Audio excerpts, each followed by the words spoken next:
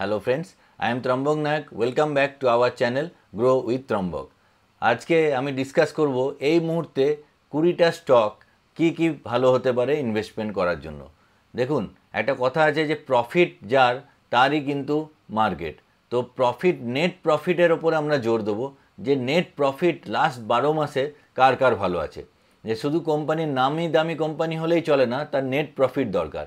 Net profit ভালো হলে কী হবে, কোম্পানি তো তার ম্যানেজমেন্ট তো স্ট্রং থাকবেই, তার সাথে সাথে যদি নেট কোম্পানি কোনো ক্ষেত্রে খারাপও করে তো গভর্নমেন্টও চাইবে যে সেই কোম্পানিকে টিকিয়ে রাখার, যে কান্ট্রি ডেভেলপমেন্টের জন্য।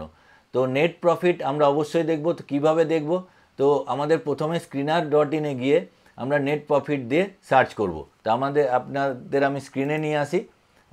তো দেখুন, এখানে আমি স্ক্রিনে নিয়ে এসে প্রথমে স্ক্রিনে গেলাম, এখানে ক্রিয়েট নিউ স্ক্রিন করলাম। এখানে আমি net profit greater than 1000 crore দিয়ে দিলাম। তো 1000 crore দিলেই এবার এখানে প্রায় প্রথমে এরকম 5টা পেজে যাদের 1000 কোটি টাকার ওপরে নেট প্রফিট সেরকম ধরনের কোম্পানি চলে এলো। এবার এটা যদি একটা ফ্রি ভার্সনেও এটা হয়, মানে এটাকে যদি আমরা কপি করে নিই, এটা টোটালটা কপি করে নিলাম, প্রায় 45টা স্টকই কপি করে নিলাম। এবার এটাকে আমরা পেস্ট করে দেবো একটা এক্সেল শিটে গিয়ে, একটা ব্ল্যাঙ্ক এক্সেল শিটে গিয়ে আমি এখানে পেস্ট করে দেবো। তো এটা হুবহু চলে এলো। এইবার আমরা এখানে একটা রুল নেব যে আমরা কোনো গভর্নমেন্ট কোম্পানিতে ট্রেড করব না, আর যে কোনো মেটাল সেক্টর এবং মাইনিং সেক্টরকে অ্যাভয়েড করব। কেন না, মেটাল সেক্টর আর মাইনিং সেক্টর প্রচণ্ড সিক্লিক্যাল কোম্পানি, মানে সাইক্লিক্যাল কোম্পানি, যেগুলো কি হয় লং টার্মে মানে বেয়ার ফেজ চলতে থাকে বা লং টার্মে বুল ফেজ চলতে থাকে। তো সেই কারণে এই জাতীয় কোম্পানিতে লং টার্ম ট্রেড বা সুইং ট্রেড করা একটু অসুবিধাজনক, সেই জন্যে আমরা এই কোম্পানিগুলোকে একটু অ্যাভয়েড করব। তো এইবার আমি যদি দেখি, দেখুন এখানে কোলগেট পামোলিভ, নেসলে, টিসিএস, হিন্দুস্তান, এটা একটু বড় করি, Hindustan zinc, Hyundai motor, life insurance, এখানে আমি এলআইসি, আমি প্রথমেই বললাম যে আমি গভর্নমেন্ট কোম্পানি বাদ দিয়ে দেবো। তো এলআইসিকে বাদ দিয়ে দিলাম, ব্রিটানিয়া ইন্ডাস্ট্রি এলো, আইআরসিটিসি গভর্নমেন্ট কোম্পানি, এগুলোকে আমি বাদ দিয়ে দিচ্ছি। আইআরসিটিসি বাদ দিলাম, কোল ইন্ডিয়া গভর্নমেন্ট কোম্পানি, কোল ইন্ডিয়া আমি বাদ দিয়ে দিচ্ছি। তো এইভাবে করতে করতে করতে করতে আমি এটা অনেক টাইম টেকিং, তাই আপনাদের সুবিধার জন্য আমি এখানে এটা করে রেখেছি।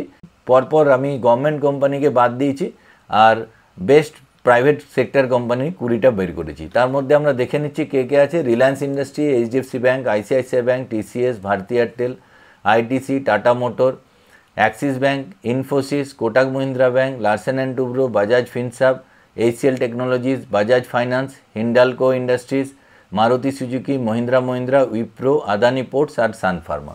তো এই জাতীয় কোম্পানি থেকে ট্রেড করতে বা ইনভেস্টমেন্ট করতে আমাদের ভয় করবে? কখনোই করবে না। কেন, এর নেট প্রফিট যদি দেখেন, দেখুন রিলায়েন্স ইন্ডাস্ট্রিজ নেট প্রফিট 94,647 কোটি, এইচডিএফসি ব্যাঙ্কের 73,000 কোটি, আইসিআইসিআই ব্যাঙ্কের 56,000 কোটি। তো এত বড় যখন নেট প্রফিট, তাহলে কোম্পানির মধ্যে কিছু ক্রেডিবিলিটি আছে যে কোম্পানি ভালো করছে। তো যার প্রফিট ভালো তার সঙ্গে থাকাই ভালো।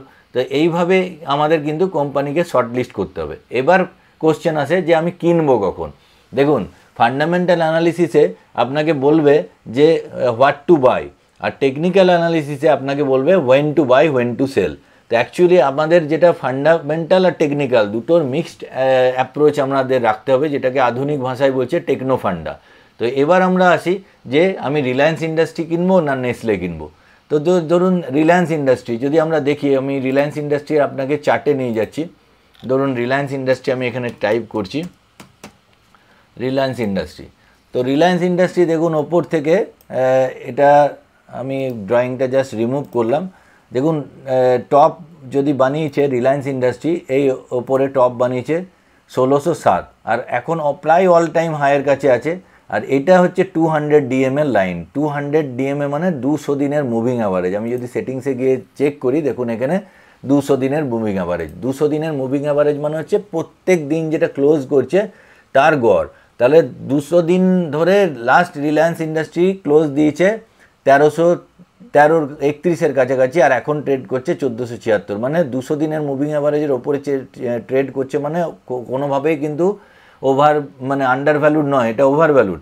মানে এখান থেকে যদি আমরা নিয়ে অল টাইম হাইয়ে যদি বিক্রি করি তো মাত্র 8-9%-এর অপরচুনিটি, তো এখানে অ্যাভয়েড করাই ভালো, যে 8-9%-এর জন্য আমি অত টপে গিয়ে কেন ইনভেস্টমেন্ট করব। তো এইবার যদি আমরা দেখি একটা অন্য চার্ট দেখি, ধরুন টিসিএস, এবার আমরা জাস্ট টিসিএসের চার্ট খুলছি। তো টিসিএস যদি আমরা করি তো লার্জেস্ট সেক্টর আইটি সেক্টরের মধ্যে ইন্ডিয়ার। তো এখানেও আমি আগের ড্রয়িংগুলো ডিলিট করলাম। তো টিসিএসে দেখুন এখানে অল টাইম হাই প্রায় আছে 4500, আর এখন ট্রেড করছে 3189, আর 200 দিনের মুভিং অ্যাভারেজ কিন্তু আছে 3808। তার মানে কতটা এখানে আমাদের মার্জিন অফ সেফটি দেখুন। যদি 200 দিনের মুভিং অ্যাভারেজ পর্যন্তও আমরা যাই, তাহলে এখান থেকে যদি 200 ডে ডিএমের প্রায় 19% অপরচুনিটি, আর আমরা যদি এটার পরে লাইফ টাইম হাইয়ে গিয়ে বিক্রি করতে পারি তো প্রায় 43-44%-এর অপরচুনিটি পাচ্ছি। তো এইভাবেই তো ইনভেস্টমেন্ট করার জায়গা, যে আমি গুড কোয়ালিটির স্টক খুঁজলাম, অথচ আমি টেকনিক্যাল দেখলাম যেখানে আমার মার্জিন অফ সেফটি ভালো কোম্পানি পড়ে আছে, সেখানে আমি ইনভেস্টমেন্ট করবো এবং টপে গিয়ে বিক্রি করব, তাহলে একটা ভালো রিটার্ন আসবে। এভাবে যদি 43% যদি আমার 1.5 বছরেও আসে, তো আমার 30% সিএজিআর আসে, আর 30% সিএজিআরে গ্রো করলে আমাদের টাকা মোটামুটি 2.5 বছর থেকে 3 বছরে টাকা ডবল হয়ে যায়। তো এইভাবে যদি আমরা টাকা রোটেট করতে থাকি, তাহলে এভরি 3 ইয়ার্সে আমরা যদি টাকা ডবল করতে পারি, তাহলে আমরা একটা বড় ওয়েলথ বানাবো।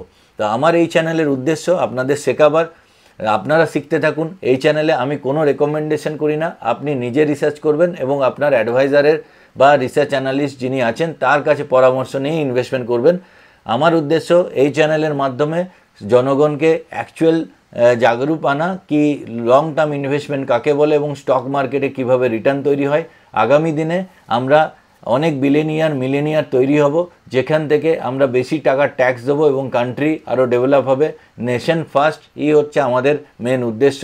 তো বন্ধুদের সঙ্গে শেয়ার করুন, আপনার যে বন্ধু ভালোবাসে স্টক মার্কেটে ইনভেস্টমেন্ট করতে তার সাথে শেয়ার করুন। আর চ্যানেলটি একেবারে নতুন, পারলে অবশ্যই একটা করে লাইক দিন, কারণ লাইক দিলে আমি উৎসাহ পাই, আমি আরও নতুন উৎসাহে আপনাদের কাছে ভিডিও আনবো। আর সাবস্ক্রাইব না করে থাকলে অবশ্যই সাবস্ক্রাইব করে নিন। পরের ভিডিওতে আবার দেখা হচ্ছে। জয় হিন্দ, জয় ভারত।